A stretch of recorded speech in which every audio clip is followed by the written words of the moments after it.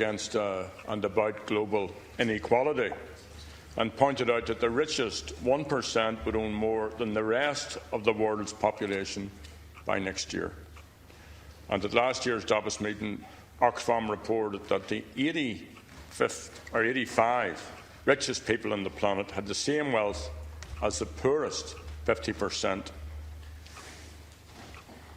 85 had the same wealth as 3.5 billion people.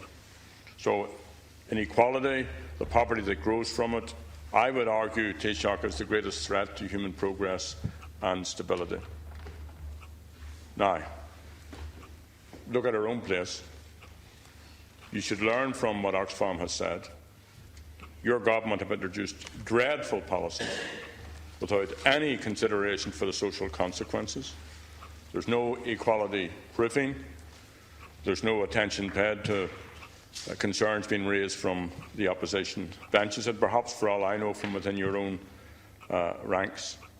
You say we're in a recovery.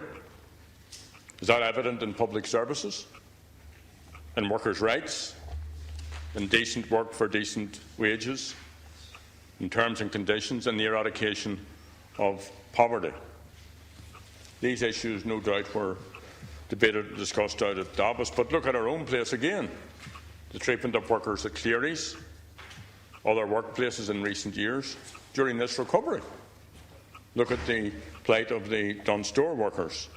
Evidence of the failure of this government, and the Minister responsible is beside you, the failure of Labour to introduce laws as you come to the end of your term to protect workers. The increase in the health service, the government's yes, okay. The government's failure to introduce even your own flawed universal health insurance policy is evidence of the government's failure to address social inequality, poverty, especially child poverty, or in clamping down on tax abusers. In April, Chun, it was revealed that the breakfast cereal giant Kellogg's, which routes a huge chunk of its global revenues through this state, paid only about €7 million in corporation tax on more than €7.1 billion. Think about that in the morning, John Corley, as you pour the milk over your cereals. €7 million in corporation tax on more than €7.1 billion in sales from Europe, the Middle East and Africa. And in 2013, this company paid no Irish tax because it said it made a loss of €101 million on sales of €1.4 billion. And there are lots of other examples of multinationals taking advantage of this state's low rates of effective corporation tax. So what did the Taoiseach say? The most infamous memory that most Irish people have of the Taoiseach at Davos some years before this was, people went mad. Borrowing in a system that spawned greed, went out of control and led to the crash. So the people were at fault, not the corrupt bankers, not the corrupt politicians, not the developers, not the golden circle, the people. That's who you said who was at fault. And, you know, I see no evidence of that in the people who have had to bear the brunt of your government's austerity policies. And at this year's conference, you actually advised European leaders to stick with austerity, ignore growing demands for a more thoughtful and fair way to deal with state and European debt. And on the back of the election of Syriza in Greece, you warned of the dangers of a drift to populism. The Greek people, the very nation that laid the foundations of democracy, had voted overwhelmingly for a government, as they did with your government, by the way, that would stand up for the rights of citizens. And you described this as populism.